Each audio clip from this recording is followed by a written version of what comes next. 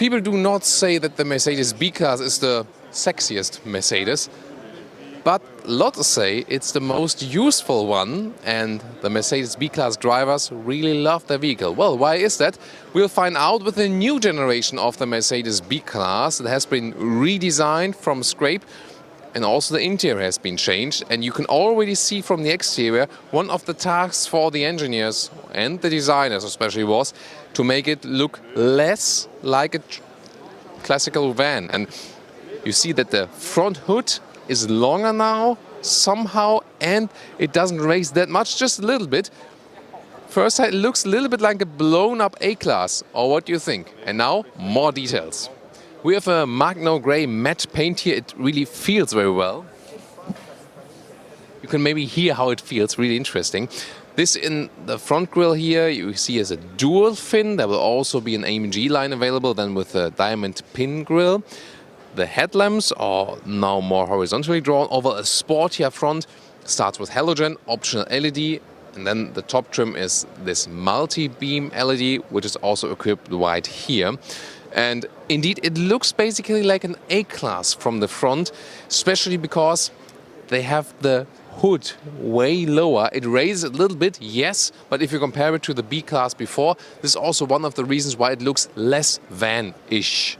Side profile you can see here, just a little over 4 meters 40 or 14'5", so the length relatively remains the same, just a little bit longer, a little bit increase in wheelbase, but you can already see here again the hood is sportier than before, and also the side profile, a rather sleek design. It is still higher, of course, in the A-Class, you can see that. Design dropping line right here. 19-inch rims, those are the biggest one that are available. Therefore, also you can see a relatively sporty style with this very car, also in combination with the color. Then you have those upright windows. It's very, very important for the visibility from the inside to the outside and towards the rear. It now looks also more like a hatch, not like a typical compact van. Here also with an elegant styling right there. And you can see you don't lose too much room, so not those super sporty, strong shoulders, because that would actually reduce the space on the inside again. So what do you think about the design here of the new B-Class, also if you compare it to the previous generation? Well, and the rear definitely looks like an A-Class hatch now, also with horizontally tall taillights, as we almost see everywhere now in the automotive industry, and just a typical hatch rear. Fake exhaust tip in the lower end, the real one is below that, and overall you see it's basically a compact hatch styling. That's what I take from it. And you know, some might really like that because then the B-Class does not indeed look so much like a van, so I think they have accomplished that task. The question will just remain if the core elements of the B-Class will still also remain, that you have a lot of room on the inside. We'll see about that. So as for the engines, there will be petrol engines, a 1.3 liter petrol engine, turbo of course with 136 or 163 horsepower, and diesel 1.5 liter, 116 horsepower, 2 liter, 150 or 190 horsepower, and the 2 liter diesel is the very new one, will be introduced with this car with an 8-speed DCT. The other ones will get a 7-speed DCT. So looking forward to drive that and find out more about the difference. And now the interior. And the first thing you notice is, look at those inside of the doors. It's way slimmer than with all of the other Mercedes model. It's basically upright, so you don't lose space on the interior. Really interesting. They also use matte wood here. Really cool as a surface. Also like, you know, how they covered it here with aluminum. The door looks really different than all of the other models. Bigger bottles also fit right there, and you can open the hatch electrically right there. Then the new interior. You start with 7-inch screens on both sides, smaller ones, then 7-inch 10.25, and then this is the top 2 times 10.25 inch left and right and forms one unit. Leatherette cover here on the dashboard you can get. New steering wheel with a Distronic on the left side. You can set the adaptive cruise control. The autonomous emergency brake is standard equipment. An extensive AEB is also available. I would recommend that. And then, of course, the Distronic here with new traffic jam assistant. I can also recommend this assistant system. Seats, there will be different ones available. Those ones are the multi-contour seats.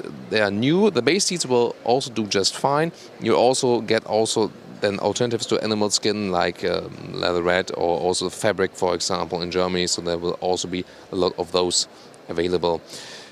They will also offer different massage functions, an extensive one, and also, let's say, a small automatic massage during driving that will then ensure that you don't get so much seating fatigue.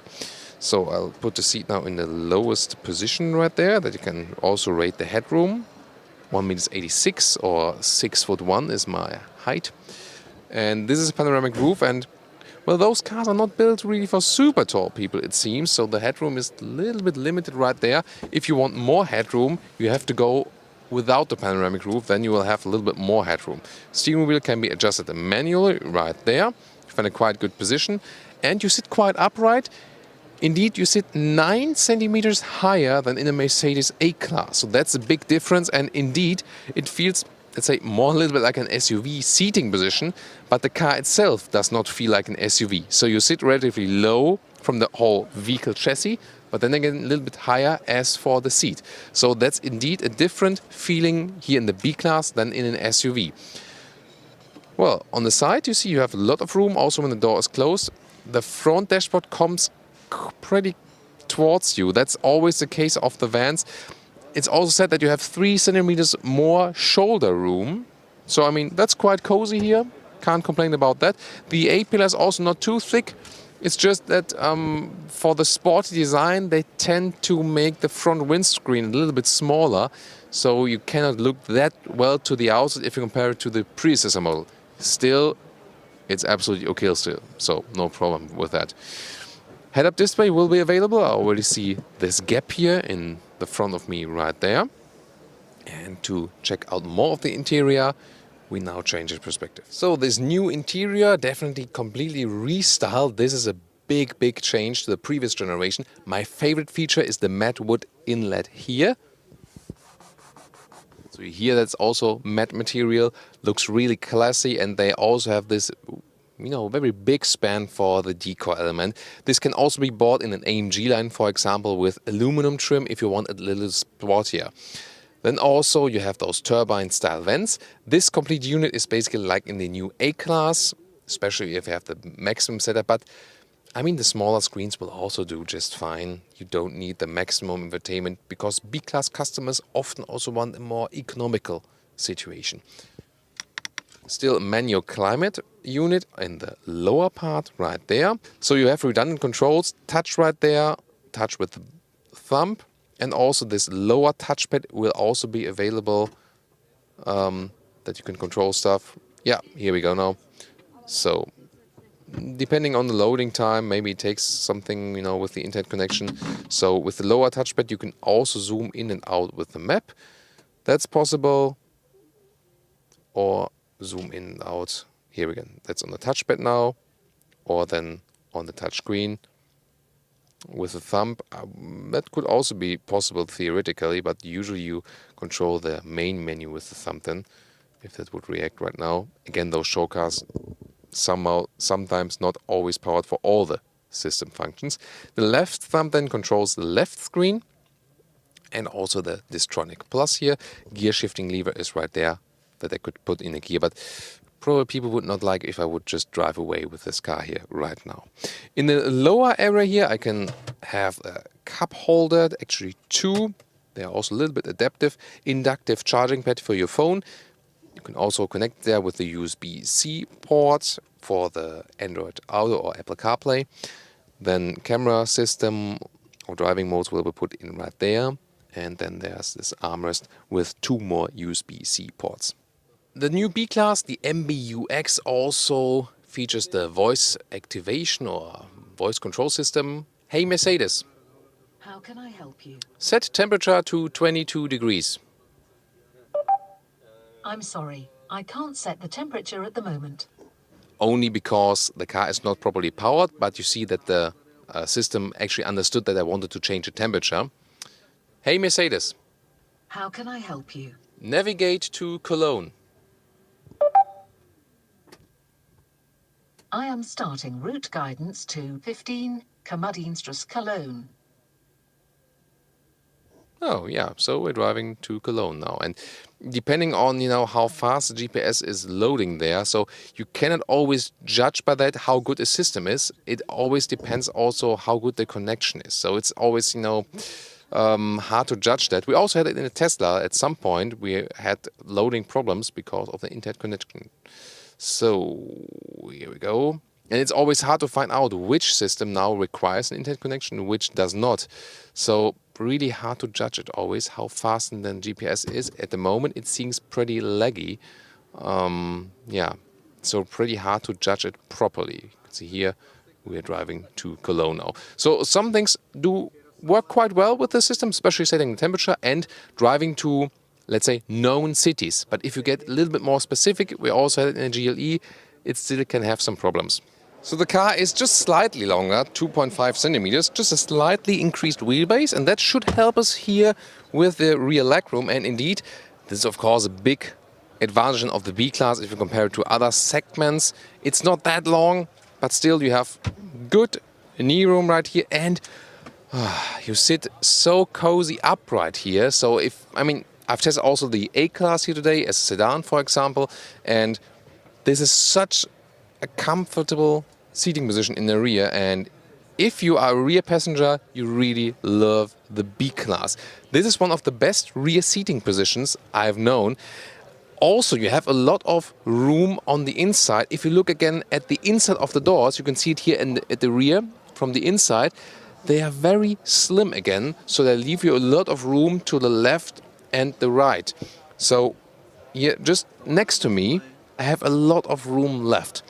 Then also as for the headroom, maybe come closer, I can open the door a little bit more. There we are. So as for the headroom, this panoramic roof does cost you headroom, but still, at the side it comes close here with 1.86 or 6'1". To the middle there's more room then, but again, if you have really tall people, maybe leave out the panoramic roof. You also have this armrest, then with cup holders right there. Same we also experience in the A-Class. They're also built in the very same plant.